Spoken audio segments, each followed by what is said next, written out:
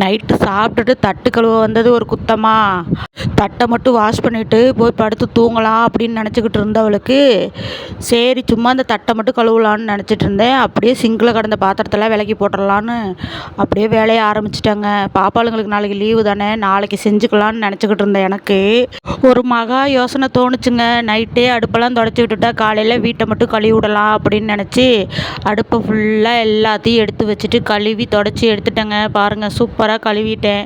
இதோட தினமும் சமைக்கிறதுக்கு பாத்திரத்தை இந்த இடத்துல தான் கமுத்து வைப்பேன். அதே பழக்கத்தில் கமுத்து வச்சுட்டேன். ஏன்னா காலையில் ஏந்திரிச்சோடனே பாப்பாளுங்களுக்கு சமைக்கணும் இல்லையா, அதனால் பாப்பாளுங்களுக்கு சமைக்கிறதே எனக்கு பெரிய வேலையாக இருக்கிறனால நைட்டே பாதி வேலையை முடிச்சிருவேங்க.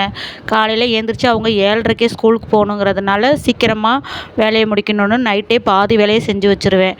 செவ்வாய் வெள்ளிக்கிழமை வந்தால் தான் வீட்டில் கொஞ்சம் வேலை அதிகமாயிரும். எல்லா வேலையும் முடிச்சுட்டு நம்ம போய் படுக்கிறதுக்கே ரொம்ப லேட்டாயிரும். நைட்டே ஓரளவுக்கு வேலையை முடிச்சிட்டோம்னா காலையில் ஏந்திரிச்சு வேலை செய்கிறதுக்கு கொஞ்சம் திருப்தியாக இருக்கும். அப்படிங்கிறதுனால தான் நான் நைட்டே ஓரளவுக்கு வேலையெல்லாம் முடிச்சிருவேன். நீங்களும் இப்படி தான் செய்வீங்க அப்படின்னா எனக்கு கமெண்டில் சொல்லுங்கள். உங்கள் பிள்ளைங்களுக்காக எவ்வளோ சேக்ரிஃபைஸ் பண்ணுறீங்க, என்ன கஷ்டப்படுறீங்கிறத என்கிட்ட ஷேர் பண்ணுங்கள். நானும் உங்ககிட்ட ஷேர் பண்ணுறேன். அதோட நாளைக்கு மாவு சேல்ஸுக்காக அரிசியை ஊற வச்சிடலாம் அப்படின்னு அரிசியை எடுத்து வச்சு தண்ணியில் போட்டு ஊற வச்சுட்டேங்க. ஊற வச்சுட்டு எல்லா வேலையும் முடிச்சுட்டு வந்து வீட்டுக்குள்ளே பார்த்தா பாப்பாளுங்க 2 பேரும் நல்லா தூங்கிட்டு இருக்காங்க.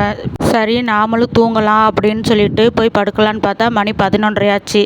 திரும்பவும் சரி சாமி ரூமை மட்டும் தொடச்சி விட்டுறலாம் அப்படின்னு சாமி ரூமை தொடச்சி விட்டுட்டு தூங்கவே 12:30 ஆயிடுச்சு. இது போல் நீங்களும் வீட்டு வேலை செஞ்சுட்டு ரொம்ப லேட் நைட்டாக தூங்குறீங்களா, என்ன எப்படிங்கிறத எனக்கு கமெண்ட் பண்ணுங்கள் ஃப்ரெண்ட்ஸ்.